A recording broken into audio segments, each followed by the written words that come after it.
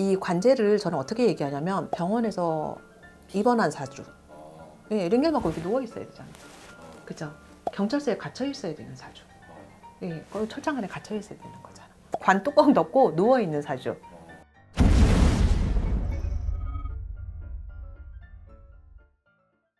그 직장이나 사회생활을 가면 시끄러운 사람들 있죠.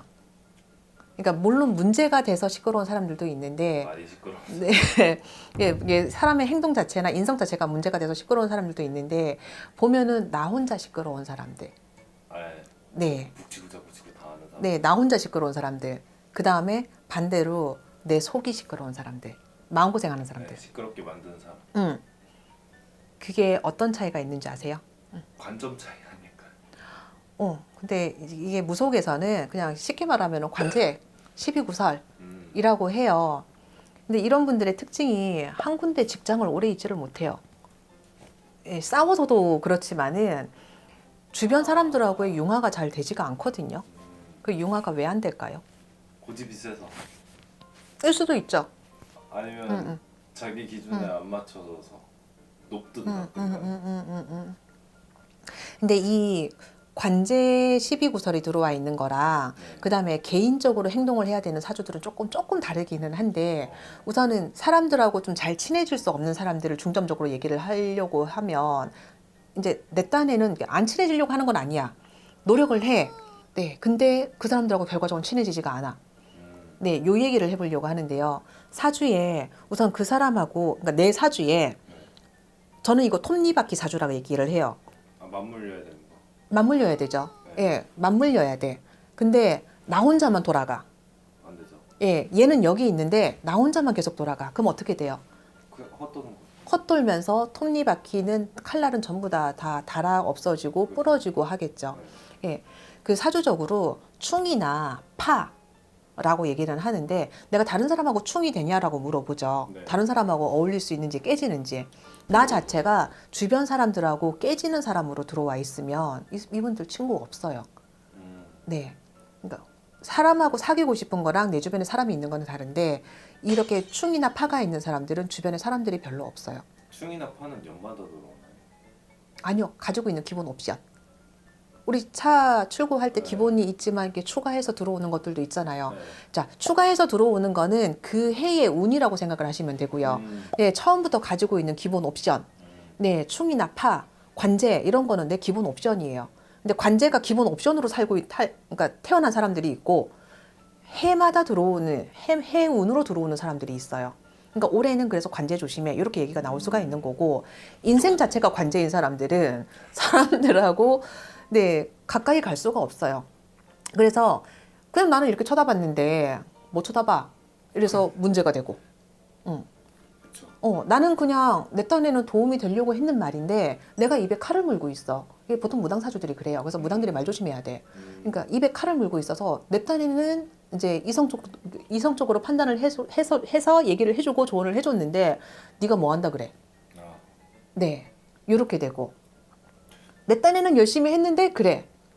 그래서 이런 사람들은 가만히 있으면 가만히 있는다고 욕먹고 열심히 일하면 열심히 일한다고 욕먹고 어쩌라는 거야. 인생 자체가 다른 사람들의 영향을 받는 사람들이 있어요. 그래서 이 관제를 저는 어떻게 얘기하냐면 병원에서 입원한 사주.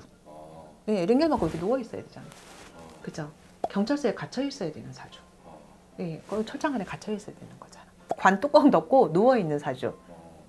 네, 누워 있어야 되는 거죠. 얘네들 공통점이 뭐예요? 내 맘대로 되는 거 하나도 없어요. 안 그러면 드물게 방 안에 그냥 혼자 울고 있어야 되는 거예요. 네. 근데 인생이 관제인 사람들은 자, 병원에 가서 퇴원할 때 내 맘대로 퇴원해요? 의사 선생님이 나가라 그러죠. 네.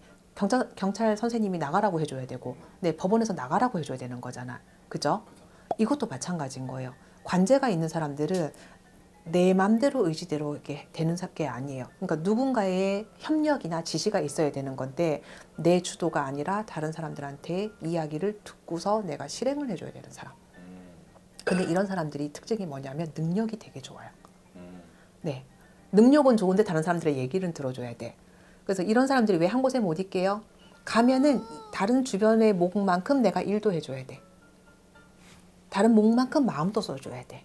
시간도 써줘야 돼, 돈도 써줘야 돼. 밥도 내가 사주고 시간도 써주고 일도 더 많이 하고 했는데 일 다 해주고 나면은 나 팽당해요.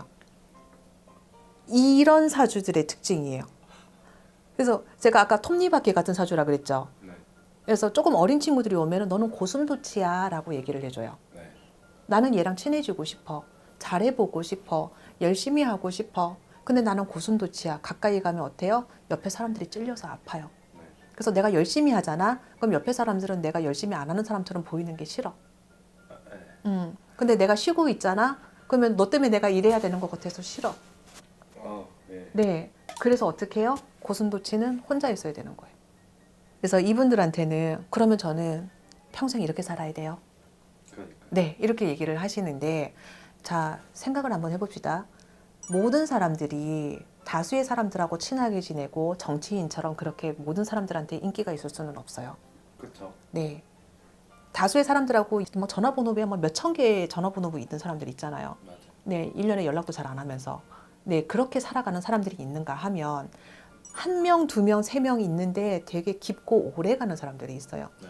근데 이게 두 개 다 뭐가 좋고 나쁘고가 있어요? 없죠. 네, 고슴도치는 어떤 스타일일까요? 얇고 넓은 것. 응? 얇고. 고슴도치는 깊고 아, 네, 신뢰 있게 가는 사람들이에요. 안 찌르게 조심하고. 그래서 사람들하고 많이 가까워지려고 할 필요가 없고 네, 굳이 친해질 필요도 없고 내 몫만 하면 되는 거고 네, 안전거리. 왜냐면 나한테 가시가 있으니까 안전거리를 지키면서 그 사람하고 지내면 이 사람들하고 오래 가요.